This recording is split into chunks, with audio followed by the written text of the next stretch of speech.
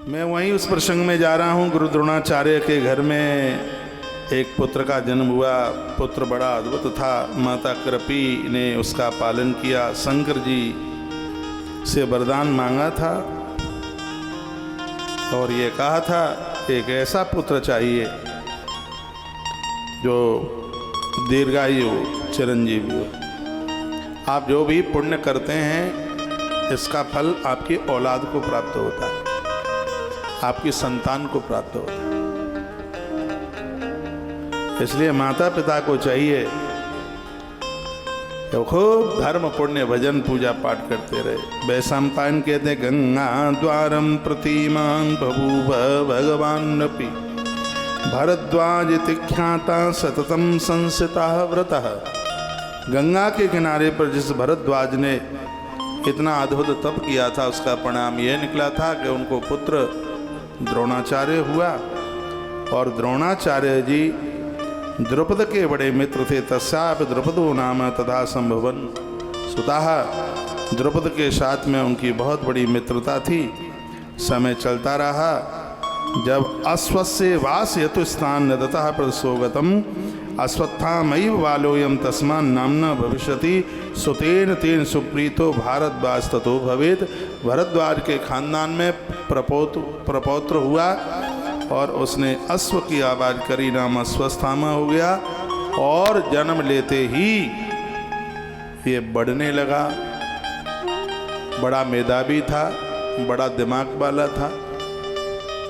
तो जिस आश्रम में इसका जन्म हुआ उस आश्रम के बच्चे उनके पिता के पास गाय थी, दूध पीते थे। एक दिन की बात थी, यह भी दूध के लिए मचल रहा था बालक, मुझे भी दूध चाहिए।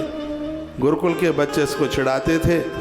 एक दिन यह हुआ कि उन बच्चों ने एक कटोरे में आटा घोला और कहा कि तेरे बाप ने दूध भेज दिया, ले तू पी ले। इतने में भरद्वाज पुत्र द्रोणाचार्य चल के आ गए। वो परशुराम जी के यहाँ से आए थे और उन्होंने अपने पुत्र को दूध के लिए मचलते देखा और उन ऋषियों के बच्चों ने कैसे उसको आटा घोल करके सामने दिया है ये सुन देख करके अधीर हो गए। उन्हें कष्ट हो गया बहुत ज़्यादा द्रोणाचार्य को। और क्या कहा, धिक्कार मेरे लिए है, मेरे होते हुए और मेरा बच्चा दुखी है, मेरी पत्नी दुखी है। सोचा मैं अब क्या करूं, मेरे पास इतनी व्यवस्था नहीं है कि मैं एक गाय खरीद सकूं, मेरे पास ऐसी व्यवस्था नहीं है। तो सोचा क्यों नहीं मैं अपने मित्र के पास जाऊं। और मैंने पूर्व में भी बोला है कि मित्र के यहाँ रोज जाना, पर मांगने के लिए कभी मित्र के पास मत जाना। मित्र से कभी मांगना मत। क्यों, मित्र की तो व्याख्या ही यह है जिसके जीवन में कोई स्वार्थ नहीं। ये मित्र से मांगने के लिए पहुंच गए। द्रोणाचार्य जी मित्र के पास गए मांगने के लिए, द्रुपद के पास। पहले तो बहुत देर तक इंतजार किया गया और उसके तत्पश्चात पूरा दिन हो गया था खड़े खड़े। तब मिलने का समय आया। वैशंपायन कहते जन्मेजय प्रतापी द्रोण राजा द्रुपद के यहाँ जाकर उनसे इस प्रकार बोले। क्या बोले, अब्रवीत पार्थिवम राजन सखायम विदमामिया। राजन तुमने मुझे पहचान लिया, मैं तुम्हारा मित्र भरद्वाज पुत्र द्रोण हूँ। तुमने मुझे पहचान लिया, तुम्हें ज्ञात होना चाहिए कि मैं तुम्हारा मित्र द्रोण यहाँ तुमसे मिलने के लिए आया हूँ। तुमने मिलने में इतनी देर लगा दी।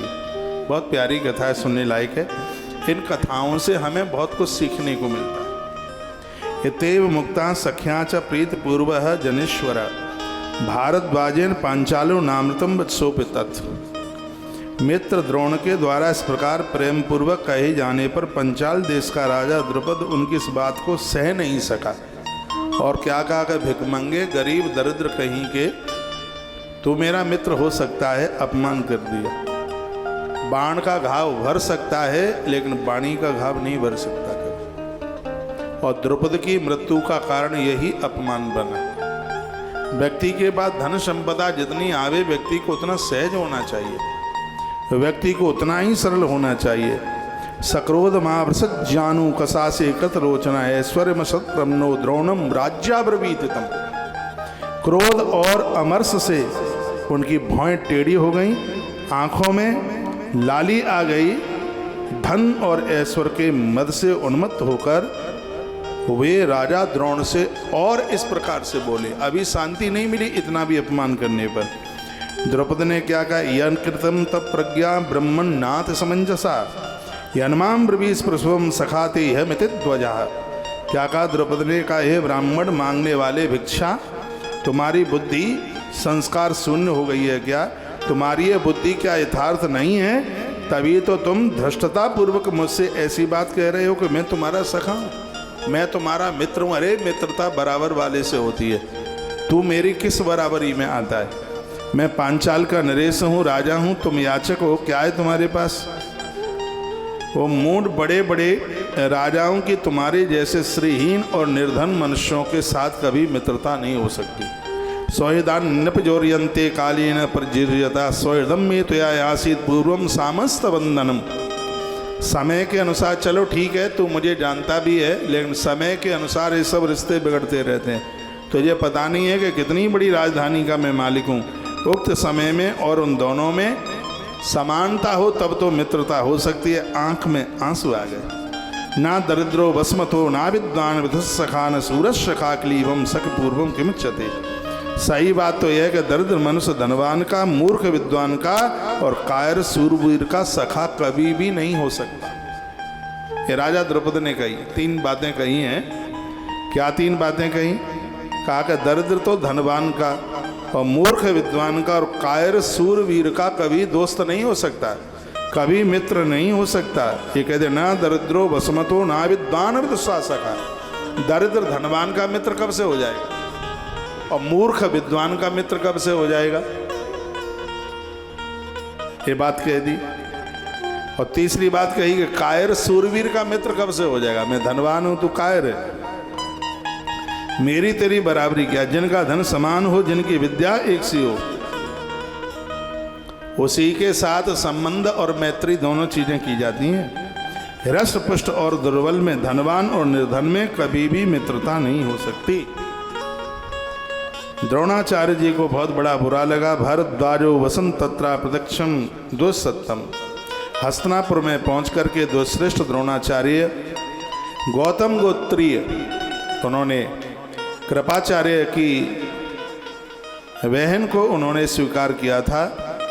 इतनी व्यवस्था नहीं थी कि वह कहीं अपने परिवार का पालन कर लेते। तो हस्तिनापुर में एक दिन वो वहाँ पर पहुँचे, अपना पुत्र और पत्नी दोनों को साथ में लिया और वो अपनी ससुराल में ही श्री कृपाचार्य जी के यहाँ रहने लगे। अब देखिए कथा। अश्वस्थामा भी संग में था। एक दिन की बात थी, हस्तिनापुर के बाहर एक खेत के मध्य में एक कुआं बना हुआ था और ये वहीं बैठ करके संध्या कर रहे थे, गायत्री जप रहे थे। संध्या का सूर्य अस्तांचल की तरफ जाने वाला था। इतने में क्या हुआ, पांडव वहां पर आए और कौरव भी आए, दुर्योधन और पांडव आए। वो गेंद का खेल खेल रहे थे और अचानक गेंद कुएं में गिर गई। अब गेंद कुएं में गिर गई तो वो बच्चे बड़े परेशान हो रहे थे। अब कुएं में से वो गेंद कौन निकाल करके लावे? पपात कूपे सा बीटा तेसाम ही क्रीडताम तदा। ये बड़े अच्छे अच्छे श्लोक हैं। तो गेंद कुएं में गिर गई। संस्कृत में गेंद को बीटा कहते हैं। तो द्रोण ने वहाँ अपने आप को छिपाए रखकर कुछ काल तक वहाँ उन्होंने निवास किया ही था। कौरव पांडव सभी वीर कुमार हस्तिनापुर में बाहर निकल करके बड़ी प्रसन्नता पूर्वक और ये गुल्ली डंडा का खेल खेल रहे थे, गेंद का खेल खेल रहे थे। तो वो गेंद तो वहाँ पर वो गिर गई। अब वो बच्चे सोचने लगे कि इस गेंद को क्या करें, कैसे निकाला जाए, परेशान थे। तो बगल में ही वो गुरु द्रोणाचार्य जी, जैसे ही उनकी माला पूरी हुई, संध्या पूरी हुई, तो वो खड़े होकर के आ गए। वो उन बच्चों के पास आ गए। ते पसन ब्राह्मणम श्याम मापन्नम पलितम कृसम। इसी समय उन्होंने एक श्याम वर्ण के ब्राह्मण को थोड़ी दूरी पर इन बच्चों ने देखा था और वो ब्राह्मण खड़े होकर के उनके पास आ गया। बाल सफ़ेद हो गए थे, शरीर उनका अत्यंत दुर्बल था, खाने पीने की उतनी व्यवस्था थी नहीं और वो भजनानंदी तो थे ही, उनके पास आए और उनको पूछा, अहो वो धिग बलम छात्रम धिगेताम कृत शास्त्रतम। धिक्कार उस क्षत्रिय के लिए है जिसके पास बाण विद्या ना हो, धनुर विद्या ना हो, जिसके कंधे में पौरुष ना हो। धिक्कार उस क्षत्रिय के लिए है, ऐसा द्रोण बोले। वो कहने लगे कि धिक्कार से ब्राह्मण के लिए जिसके पास शास्त्र विद्या ना हो। तुम लोगों के क्षत्रिय बल को धिक्कार है, तुम लोगों की शस्त्र विद्या के लिए धिक्कार है, तुम्हारी निपुणता को धिक्कार है, क्योंकि तुम लोग भरतवंश में जन्म लेकर के भी कुएं में गिरी हुई गुल्ली को नहीं निकाल सके। धिक्कार है तुम्हारे लिए। बीटाम समुद्रकाम चैव यतमेतद्वयम् उदर्यो मिष्काविश्यो भोजनम में प्रदीयताम। देखो मैं तुम्हारी गुल्ली और अपनी इस अंगूठी दोनों को एक सींग से निकाल दूंगा, तुम लोग मेरी जीविका की यदि व्यवस्था कर दो तो। भोजन की भी व्यवस्था नहीं थी। वर्णन है कि उन कुमारों ने यूं कहकर शत्रुओं का दमन करने वाले द्रोण ने उस निर्जल कुएं में अपनी अंगूठी फेंक दी। फिर क्या हुआ? युधिष्ठिर बोले, हे ब्राह्मण, आप कृपाचार्य की अनुमति ले, सदा यहीं रह करके आप भिक्षा प्राप्त करें। हमारे गुरुजी कृपाचार्य जी हैं, यदि वो अनुमति और आज्ञा दे देंगे तो हम तुम्हारी सेवा भी करते रहेंगे, रोज आपको भोजन भी कराते रहेंगे। द्रोण ने कहा, ऐसा मुष्टिकाणा मई न मास्त मंत्रता है। कोई कहा वो बात तो बात की है, पहले तो मेरी वीरता देखो। अपने हाथ में भर करके उन्होंने सीखें ली, अपनी अंगूठी कुएं में डाल दी, उन सीखों में से एक सीख को ऐसा आयुध बनाया, सीख कुएं में फेंकी जिसमें गिल्ली में बिध करके वो गिल्ली बाहर निकल करके आ गई। फिर प्रहार किया तो अंगूठी भी बाहर निकल करके आ गई। वैशंपायन कहते हैं कि द्रोणाचार्य की इस वीरता को देख करके सभी पांडव और कौरव के बच्चे वो सब नतमस्तक हो गए। जन्मेजय द्रोण ने जैसा कहा था वैसा उन्होंने सब कुछ कर दिया।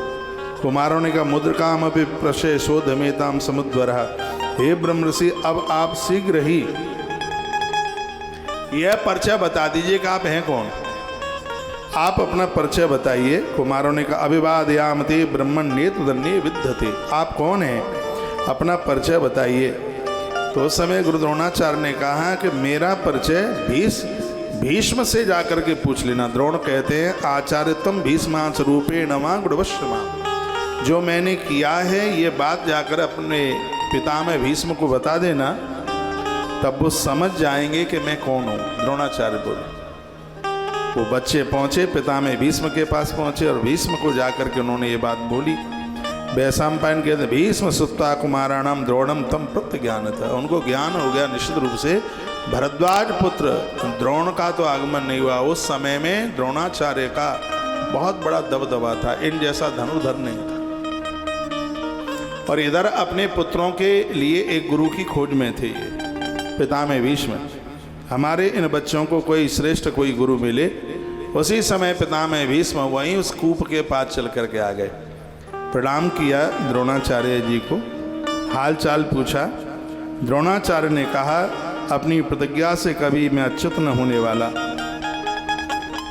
मैं भरद्वाज पुत्र हूँ, ब्रह्मचारी विनीतात्मा जटलो बहुला समा श्रवसम सुचरम तबा गुरुशेन रता। मैंने ब्रह्मचर्य धर्म का पालन करते हुए मैंने अपने गुरु की बहुत सेवा की। भीष्म के सामने बात करते करते गुरु द्रोणाचार्य रो पड़े। अंदर से कष्ट के आंसू थे। आदमी भूखा रह सकता है लेकिन अपमान नहीं सहन कर सकता। द्रौपदी के द्वारा अपमान हुआ था, रो पड़े, उनकी आंख में आंसू आ गए। कहा, मैं अपमानित हूँ, मैं टूट गया हूँ, मैं बहुत दिक्कत में हूँ, मैं बहुत परेशानी में हूँ। मेरा पुत्र दूध की प्रतीक्षा में है, धिक्कार मेरे लिए है। हे गंगा पुत्र, मैं अपने पुत्र अश्वस्थामा को मैं दूध नहीं पिला पाया। द्रौपदी ने कभी मुझे यह कहा था, जब भी कभी दिक्कत कष्ट आवे तो मेरे पास चल करके तुम आ जाना। मैं उनके पास गया तो उन्होंने ऐसे ऐसे मेरा अपमान किया। मैंने आपकी ही राजधानी में रहने वाले कृपाचार्य की बहन कृपी के साथ मैंने विवाह किया है। वो पूरा अपना परिचय बताने लगे। नाथ केसी महाप्राज्ञा मुपे में महाव्रतम अग्निहोत्र सत्रे च दमे च सततम व्रतम। उनकी उस समय कही हुई इन बातों को मैंने अपने मन में सदा याद रखा। कुछ दिनों के बाद पितरों की प्रेरणा से मैंने पुत्र प्राप्ति के लोभ से परम बुद्धिमती महान व्रत का पालन करने वाली अग्निहोत्र सत्य तथा समदम का पालन में मेरे साथ सदा संलग्न रहने वाली श्रद्धान की बेटी पुत्री यशस्वनी कृपी ने, जिसके केस बहुत बड़े नहीं, वो बड़ी अद्भुत नारी है, उसके साथ मैंने विवाह किया। उस कृपी ने मुझसे मेरे औरस पुत्र अश्वस्थामा को पैदा किया, जो सूर्य के समान तेजस्वी तथा भयंकर पराक्रमी एवं पुरुषार्थ करने वाला है। वो अपने पुत्र का परिचय देने लगे। पुत्रेण तेन प्रीतोयम भरद्वाजो मया यथा। कहा कि उस पुत्र ने मुझे बहुत प्रसन्नता दी है, उससे मैं बहुत खुश हूँ, लेकिन मुझे दुख इस बात का है कि मैं उसको दूध नहीं दे सका।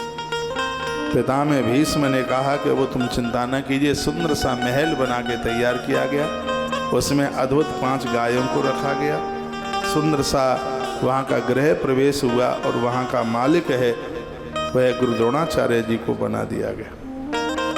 गौधन के बारे में कुछ विशेष बातों का वर्णन किया गया है। अब कौरव और पांडव सब गुरु द्रोणाचार्य के पास में पढ़ने लगे। रात्रि की बात थी,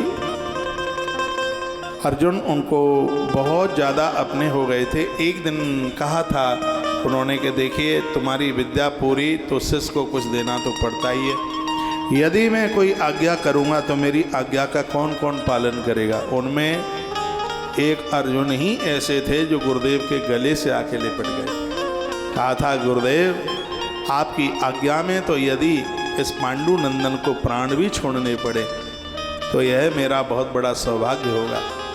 गुरुजी बहुत ज़्यादा रोए, आंख में आंसू आ गए थे। कहा बेटा धरती का इकलौता धनुर्धर मुझे तुम्हें बनाना है, और आज मैं ये संकल्प लेता हूँ, दुनिया को बताना चाहता हूँ कि साधु वो है जिसे अपने पुत्र से ज़्यादा शिष्य ज़्यादा प्रिय होता है। मैं संकल्प करता हूँ कि जो विद्या मैं अपने पुत्र को नहीं दूंगा वो मैं अपने शिष्य अर्जुन को विद्या प्रदानित करूँगा। एक दिन की बात ही, रात का अंधेरा था, सब भोजन कर रहे थे। अश्वस्थामा बड़ा ब्रह्मास्त्री था। रात के अंधेरे में भी अश्वस्थामा बाण चला रहा था। अर्जुन ने यह सीखा अश्वस्थामा से, यदि तुम लक्ष्य धर हो तो तुम अंधेरे में भी अपने लक्ष्य का भेदन कर सकते हो। गुरुदेव से ये बात जाकर के कही। गुरुदेव ने कहा बिल्कुल, और ऐसी शिक्षा दी। समय आया, एक दिन गुरुदेव ने परीक्षा ली। एक पंछी बैठा हुआ था वृक्ष के ऊपर, कौरवों से और पांडवों से, अश्वस्थामा भी था वहाँ, और कहा था कि इस पंछी की आंख का भेदन कौन कर सकता है। तो सब तैयार हुए थे। तो कहा गुरुजी ने पहले ये बताइए तुम्हें वृक्ष पर कौन दिखाई देता है। तो दुर्योधन ने कहा पेड़ दिखता है, और कौन दिखता है। गुरुजी ने कहा चल तू बैठ जा। युधिष्ठिर को पूछा तुझे क्या दिखाई दे रहा है। कहा पत्तों डालियों के साथ में एक सफ़ेद रंग का पंछी दिखाई दे रहा है। गुरुजी ने कहा तुम भी बैठ जाओ। अश्वस्थामा वगैरह सब फैल हो गए थे। अर्जुन का नंबर बाद में आया। गुरुदेव ने कहा अर्जुन तुम्हें क्या दिखाई देता है। अर्जुन ने कहा मुझे गुरु की आज्ञा और मुझे मेरा लक्ष्य दिखाई देता है, और कुछ नहीं दिखता मुझे बस एक पंछी की आंख दिखाई दे रही है और गुरुजी की आज्ञा स्मृत हो रही है। तब गुरुदेव ने ये आशीर्वाद दिया था, कहा हे अर्जुन तुम जैसा धनुर्धर इस धरती पर तुमसे पहले कभी नहीं हुआ और तुम्हारे बाद में भी कभी होगा नहीं। एक रात्रं तुते ब्रह्मन् कामं दाप्यापि भोजनम एव मुक्त स्वयं तेना सदारा प्रतस्तथा। बड़ी अद्भुत कथा है। ब्रह्मन तुम्हारी इच्छा हो तो मैं तुम्हें एक रात्रि के लिए अच्छी तरह भोजन करा दूं। राजा द्रुपद के अपमान पर अपमानित होने वाला यह ब्राह्मण जिसने पांडु पुत्रों को गढ़ दिया और उसमें भी अर्जुन को बहुत विशेष बना दिया, इनका बहुत ज़्यादा ध्यान अश्वस्थामा के प्रति नहीं था, लेकिन इन्होंने बहुत बड़ा तप किया था। उस तप में इन्हें कुछ वरदान मिला। उन्होंने कहा तुम्हारा पुत्र अजर है, अमर है, चिरंजीवी है। शंकर ने वरदान दिया है जब तक तुम्हारे बच्चे की मृत्यु नहीं होगी तब तक दुनिया में हे भरद्वाज पुत्र तुम्हारे भी प्राण निकलेंगे नहीं। ये वरदान इन्हें मिला। इसलिए तो अश्वत्थामा की मृत्यु का एक नाटक जैसा किया गया। भरद्वाजाय सुप्रीता प्रातः पास्तः प्रभु दुर्योधनम समाधिस्था सोपव्यस्त पांडवान। वही अश्वत्थामा दुर्योधन का तो बहुत बड़ा वह मित्र बना। द्रोणाचार्य जी की भी कुछ प्रतिज्ञा रही थी। एकलव्य महाराजा द्रोणमभ्या जगामहा। एकलव्य भी बीच में इनसे कुछ पढ़ने के लिए आया। उस उतनी महाभारत की कथा की तरफ मैं जाऊंगा नहीं। मैं आपको निवेदन करने के लिए जा रहा हूं अश्वत्थामा के लिए। अश्वत्थामा के कुछ काम बड़े सराहनीय थे, कुछ काम अश्वत्थामा के ऐसे थे जिनकी वजह से लोग अश्वत्थामा से घृणा करते हैं। कुछ काम ऐसे थे। एक बार जयकारा लगाइए, बोलो भक्तवत्सल भगवान की, श्री हनुमंत बलवंत महाराज की, परम कल्याणी गौ माता की जय जय जय। द्रोणाचार्य का जन्म, उसके पुत्र अश्वत्थामा के जन्म की कथा आपने सुनी। द्रोणाचार्य जी आखिर में मौत के देहली पर जाकर के पहुंच गए। तमिसम संगतम तेना भरद्वाज प्रतापवान दृष्टा मन्यत देहस्ता काल सप्साय आगतम।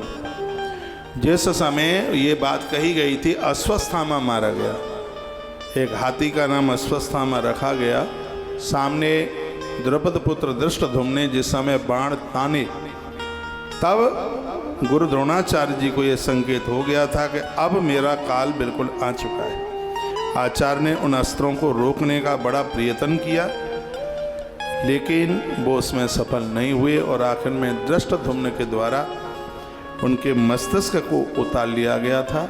उनकी जब मृत्यु हुई, युद्ध पूरा होने के लिए जा रहा था, जंगाएं टूट गई थी दुर्योधन की। उस समय अश्वत्थामा सामने चल करके आया था और अश्वत्थामा ने कहा था कि कल सुबह का मैं सूर्य है वो पांडु पुत्रों को देखने नहीं दूंगा, ये अब मेरे ऊपर छोड़ दीजिए। तुम तो नहीं युद्ध को जीत पाए, लेकिन इस युद्ध का खेल खत्म मैं आज ही कर दूंगा। अपने डेरों में पहुंचा। ये कथा महाभारत में है और जगह कहीं है नहीं। जो मैं आपको निवेदन कर रहा हूँ, डेरों में से जिस समय निकलने के लिए तैयार हुआ उस समय दरवाजे को एक भयंकर किसी ने रोक लिया। ये नहीं पता था कि वो था कौन। जिसकी कई भुजाएं थी, उसकी कई आंखें थी, विकराल रूप था उसका और जटाएं बिल्कुल खुली हुई थी। जैसे वो खड़ा हुआ, बहादुर था अश्वत्थामा, वो भयभीत तो नहीं हुआ। अब वो विचार करने लगा ये कौन हो सकता है। उसने सोचा ये कोई प्रेतात्मा तो नहीं है, ये कोई भूत भी नहीं है, कोई यक्ष भी नहीं है। और आखिर में जब उसको लगा तो हो सकता है कि ये मेरे इष्ट देव भगवान महादेव हैं, तो उस समय कई घंटों उसने भगवान शंकर का आह्वान किया, जो कि उसके ठीक बीच की देहली पर प्रकट हुए थे। तो ऐसा उनका विरूप रूप था उनका, और उसने कई घंटों तक स्तुतियाँ की हैं। महाभारत में वह कथा आती है। उस समय वो दिव्य रूप में से भगवान महादेव प्रकट हुए। भगवान शंकर ने कहा था, भगवान भोलेनाथ ने उसको समझाया था कि आधी रात्रि में सोते हुए पांडवों को तू मारने के लिए जा रहा है, ये बिल्कुल ठीक नहीं है। बाद में तो बहुत रोया है, उसने बहुत प्रायश्चित किया है, लेकिन भगवान शंकर की बात उसने मानी नहीं। उसने कहा कि यदि तो मेरे ऊपर प्रसन्न हो तो मुझे एक ऐसी तलवार चाहिए जो एक ही प्रहार में कईयों की गर्दन उतार करके रख दे। भगवान शिव ने कहा आग जल रही है, तू इसमें आकर के बैठ जा। और ये बड़ी दिव्य कथा है। दरवाजे पर अग्नि जल रही थी, लौ उमड़ रही थी, शरीर सहित अश्वत्थामा उस आग में आकर के बैठ गया। वो तो चिरंजीवी था, मौत तो उसकी होनी नहीं थी। और बहुत देर तक वो अग्नि में अपने आप को तपाता रहा और उसी समय अचानक उसके हाथ में एक दिव्य तलवार चल करके आई। आग शांत हो गई और वो चल पड़ा और उसने उसी तलवार के द्वारा द्रौपदी के 5 पुत्रों के मस्तिष्क उसने उतार करके रख दिए। तब भगवान श्री कृष्ण ने इसको श्राप दे दिया। मैं इसकी कथा को यहीं विराम दूंगा। जो आपने नहीं सुना होगा भगवान श्री कृष्ण ने इसको उस समय श्राप दिया जिस समय अर्जुन ने इसकी भाल से मणि को निकाल लिया था और ये कहा था कि 3000 वर्ष तक तू कष्ट भोगता रहेगा, ये तेरा रुद्र टपकता रहेगा। तूने अच्छा ये काम नहीं किया, तूने बच्चों को मारा, ये तूने ठीक नहीं किया। और ऐसा बहुत लोग कहते हैं कि अश्वत्थामा बहुतों को टकराया, वो आज भी उज्जैन में प्रायश्चित कर रहा है। भगवान महाकाल के चरणों में अपने अपराध का प्रायश्चित कर रहा है।